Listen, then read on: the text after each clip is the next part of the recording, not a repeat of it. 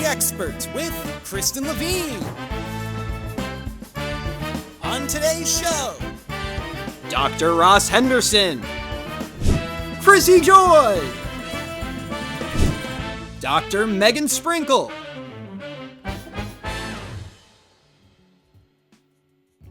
Hey there, pet lovers. I'm Kristen Lavine, and welcome to The Experts. This is a show where we bring together the brightest minds in pet care to answer the questions that are keeping you up at night. You can kind of think of it as your VIP access to the most respected, top of their game professionals in the world of pet care today. We've got them here for you. And we're really thrilled to have you as part of our pet loving community.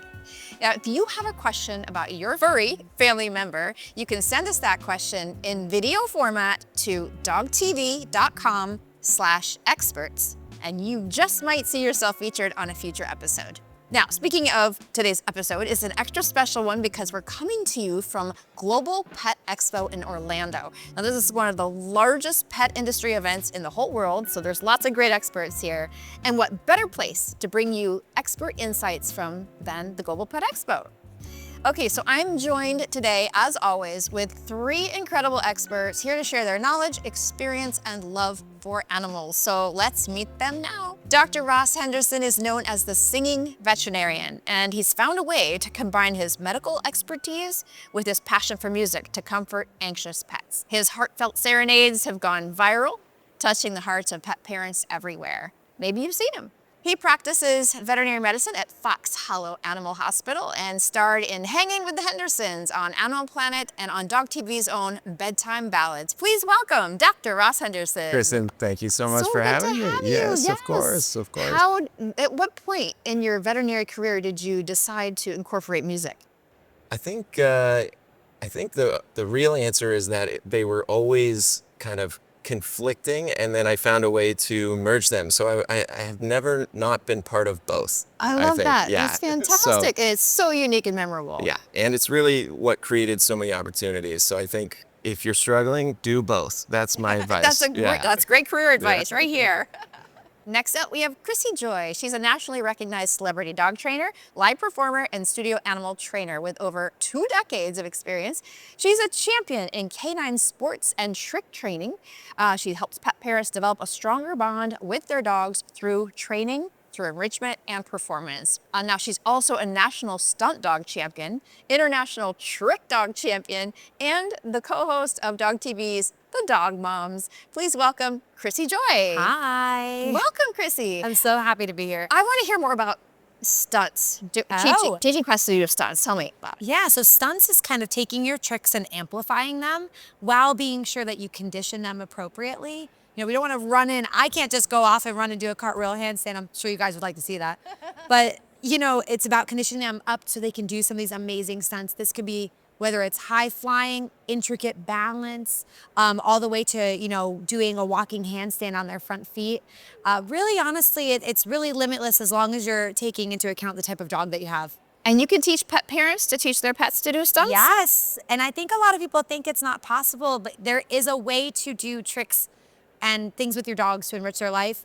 It may not be a walking handstand, but you can explore so many things, you know, with your dog that you never thought you could do before. Awesome. Love it. Well, we're going to talk more to you about that kind of stuff.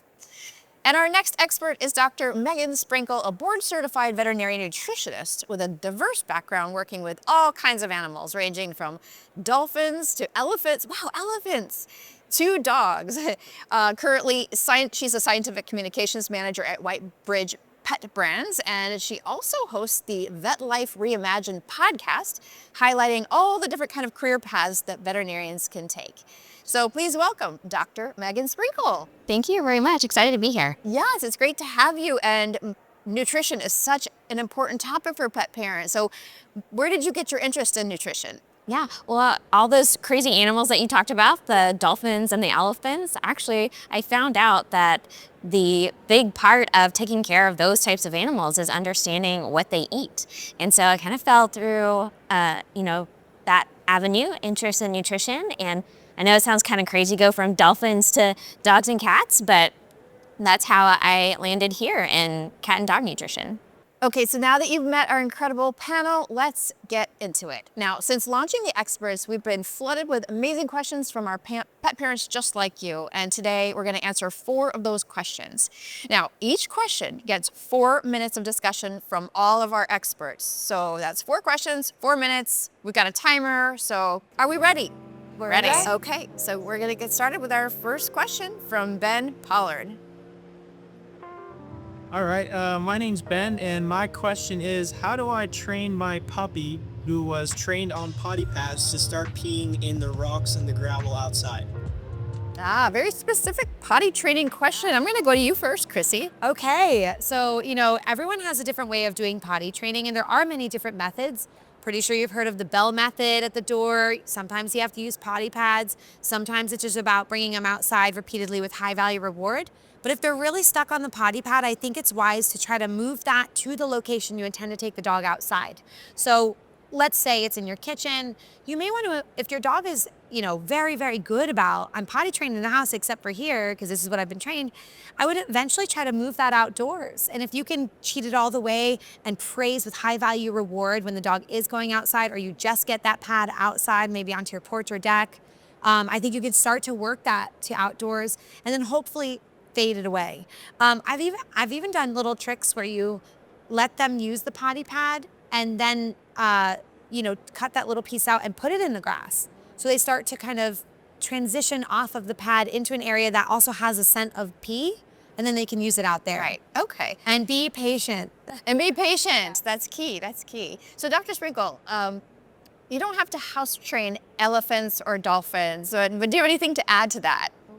Maybe, again, you're the expert, but you say high value. So that can be treats or food items, but it doesn't always have to be. So it can also be encouragement, rubbing, as well as their favorite toy. So, just add that as well. Yeah, that's a great point. How about you, Dr. Ross? Do you have anything to add to that? No, I think as a primary veterinarian, we get to talk about stuff like this pretty frequently. I'll bet. I definitely want to echo everything Chrissy said. I think that's outstanding. I would say one thing, the bell, I weirdly just get so much anecdotal feedback that their dogs now just ring the bell for no reason other than getting attention. Train the owner. Yeah. And so I almost feel like I'm starting to sway away from any bell, cues. I think that's actually very funny and interesting.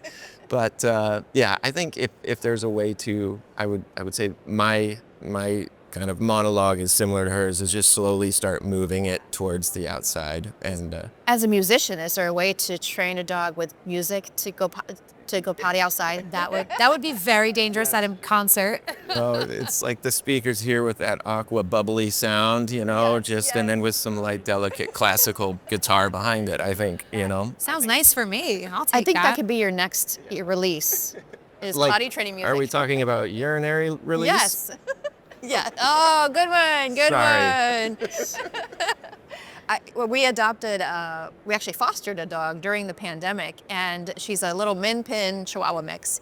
And we'd always had big dogs and always had no problem housebreaking them. It took us 9 months. Wow. To housebreak It can. her. But now she's perfect. Yes. So patience. Back That's to right. that patience, right? Love it. Great question. Okay. That's a great question. Let's take another great question. This one is from, let's see, question number 2 comes from Savannah in Las Vegas. So I have a Dutch Shepherd, and if I had any question to ask a professional, what is the best way to exert energy, the quickest but the least exhausting at the same time to get her where you think? Okay. Such a great I'm question. going to come to you first on that one, Dr. Ross. Absolutely. Dutch Shepherds are amazing, incredibly intelligent breeds, and they have a lot of energy.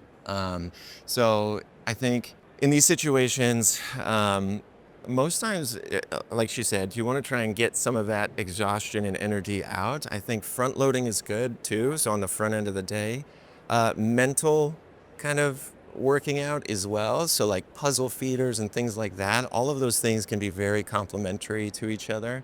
But yeah, that dog could probably do a 14er a day and be completely fine, you know? Right. But I think ultimately it's creating balance and knowing your breed, knowing like different age dogs. All of those things I think would be relevant. You know, I'd be curious. I know that food can have an influence as well as far as calories and things. But yeah, if the energy is getting to a point where it's becoming a medical concern or something, that's when your veterinarians can kind of Right. help facilitate a transition. Sure. But that would be my. And I'll go to Dr. Sprinkle next on that as far as the nutrition and the energy. Yeah. Well, part of this is being that, you know, nerdy nutritionist.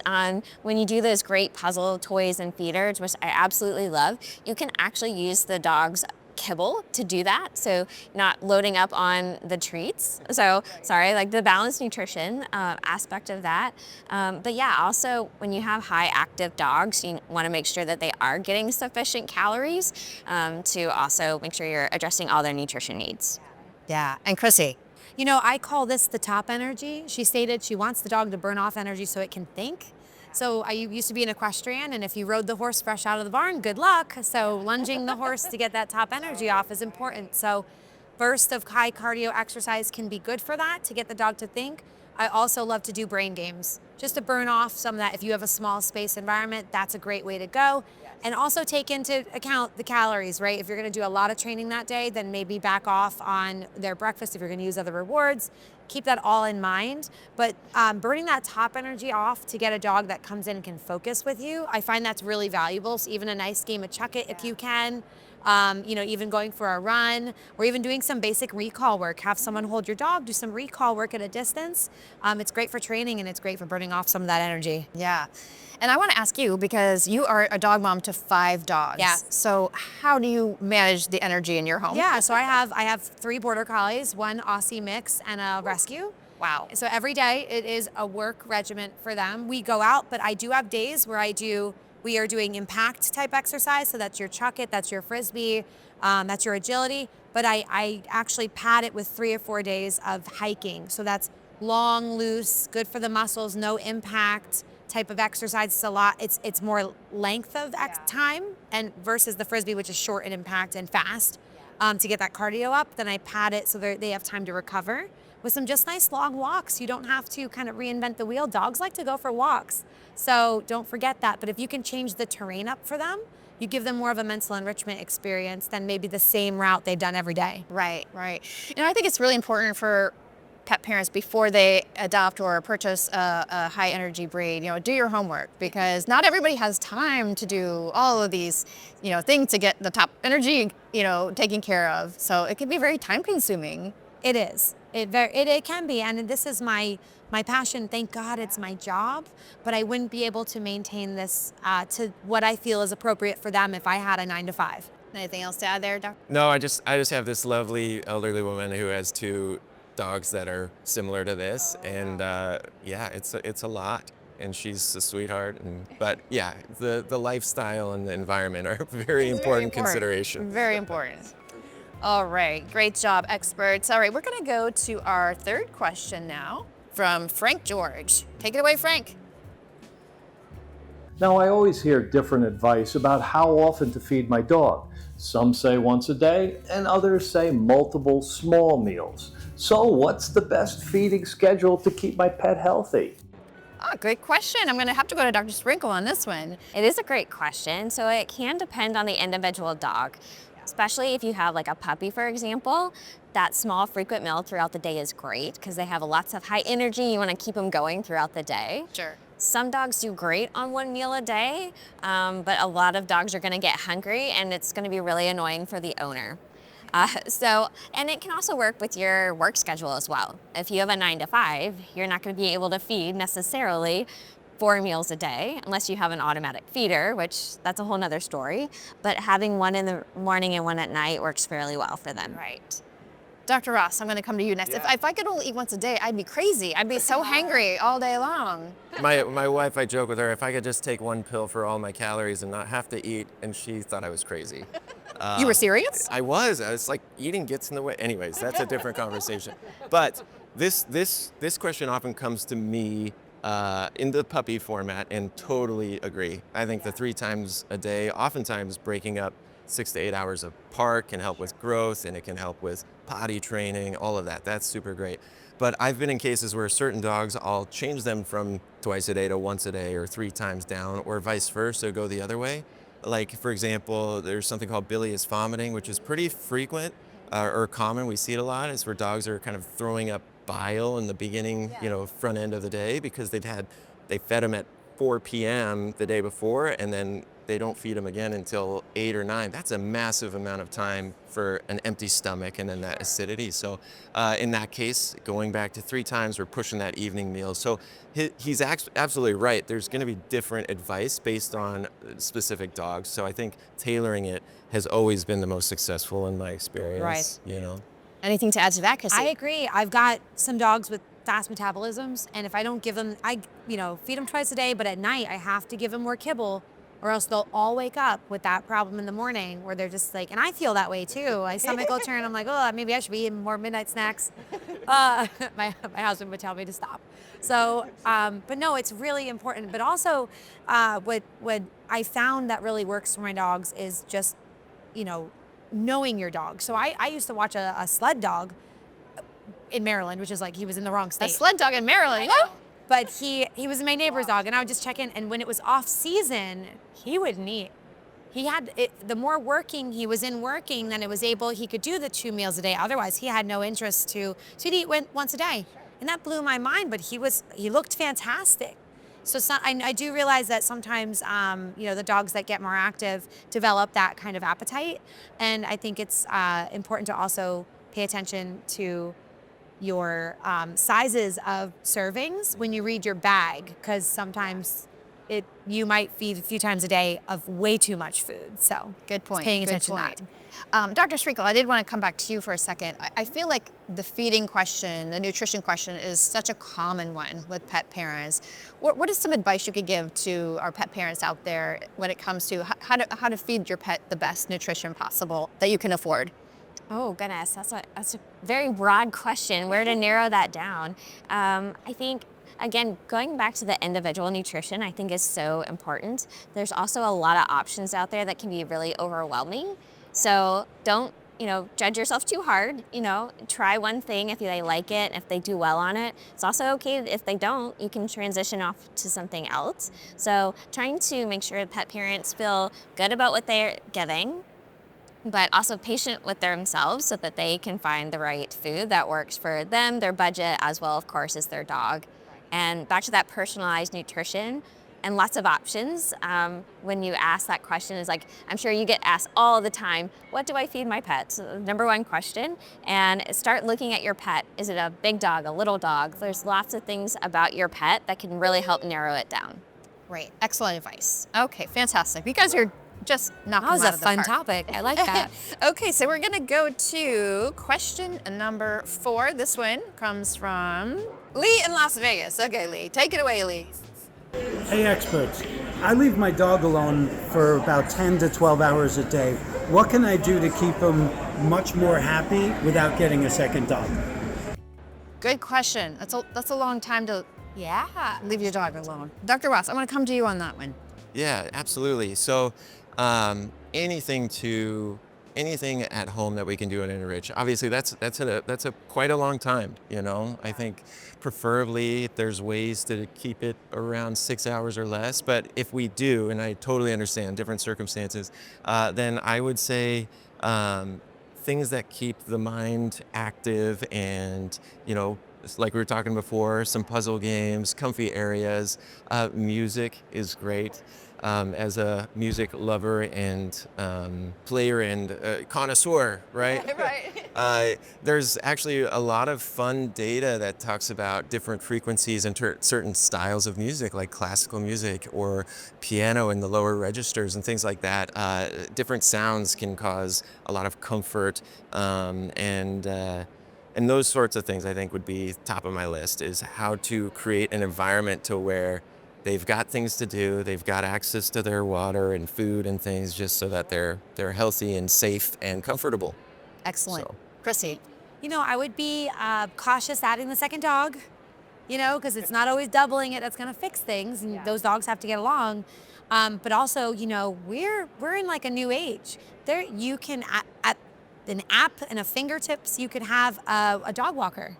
So, you know, if you feel that you can't be home, you can always build in like a pet sitter, dog walker to come in, give them a nice walk, you know, break up that time. And then, yes, I always say, leave on dog TV. Like, I know that sounds like, you know, leave on dog TV. But, you know, it's true. There's sounds, there's changes. It's developed for dogs. It's meant to enrich them. It's meant to get them thinking. It's better than them just listening to the humming of an air conditioner, you know? Yeah. So I love all that. And there are some safe things that you can leave with your dog that are good for your dog to have maybe in their space that they can chew on. And, you know, I have a Furbo, which I love because it's a dog camera, so I can see what my dog's doing all day. And it throws him treats and I can talk to him. So there's ways you can kind of break up that monotony that I really think can be useful for your dog. And I do push, even though we have all the gadgets, and we're full of amazing things here at Global Pet Expo, you know, I think having a physical walk exercise, getting a pet sitter in there to take your dog for a walk, and offering some good exercise before you leave to keep that dog nice and relaxed when you go. Excellent. Dr. Sprinkle. Well, you stole most of mine that I was thinking about, but There's more. There's got to be more. Pet sitters, there's also some doggy daycares that you can go to if they do really like interacting with other dogs without having to commit to a full dog at home. But the other one, this one is just a neat trick that I've heard someone try. I talked about all these gadgets. You can also think a little more outside the box. And I've had someone get an automatic bubble machine, and it will periodically go out throughout the day. And He would love that. I know. So it's, you know, you can get kind of creative with these ways that you can change it up. So it's not the same thing every day. Maybe on Wednesdays you get bubbles. So just, you can kind of think outside the box as well. Yes. That would yes. break up my day. That'd be so fun. I know, wouldn't that be nice in the Just, office? you know, every few Zoom calls, bubble machine. Yeah. I should try that with my twins. Yes, I Yeah. bet it would work great. They love bubbles. I just meant like leave them at home for 12 hours. Get him a walker, dog walker. You know, I walker. definitely would not try that. I'm sure no. your wife wouldn't let you try that. And Dr. Ross, I did want to talk to you a little bit more about music, about the calming effect of music. Can you tell us a little bit about the science behind that? Yeah, so again, just there's certain frequencies. I mean, dogs' senses are just incredible. So like their sense of smell, their hearing is like makes ours look like completely insufficient sensory organs or whatever. But with that comes pros and cons. So the cons might be lots of like abrupt, like a high snare sound or high frequencies. That's like the whistle, which I don't even know if we use that for training or No, no, not yeah, usually. No, yeah. So like the whistle that like those types of things we want to avoid because those are probably less helpful and beneficial for calming a dog down. But yeah, just I would say classical soft music, ambient sounds, those sorts of things are actually, again, there's data that shows how it slows the heart rate, it helps their breathing. They actually look and feel more relaxed, you know, so that's Fantastic. That's pretty cool. All right, well, this was fantastic. A well-informed pet parent makes for a healthier, happier pet, and today's discussion certainly delivered on that, so thank you all for that. A huge thank you to Dr. Ross Henderson, Chrissy Joy, and Dr. Megan Sprinkle for sharing their expertise with us today. And remember, while all of this expert advice is very helpful, your own veterinarian or your own trainer knows your pet's individual needs best. So if you ever have concerns about your pet's health or behavior, always reach out to your own professionals. Now, we want to hear from you, so send us your questions. They have to be in video format. Just grab your phone, record your question, and send it to dogtv.com/experts, and we just might feature your question in a future episode. Until next time, I'm Kristen Lavine, and this has been The Experts, your direct connection to the brightest minds in pet health and training. See you next time.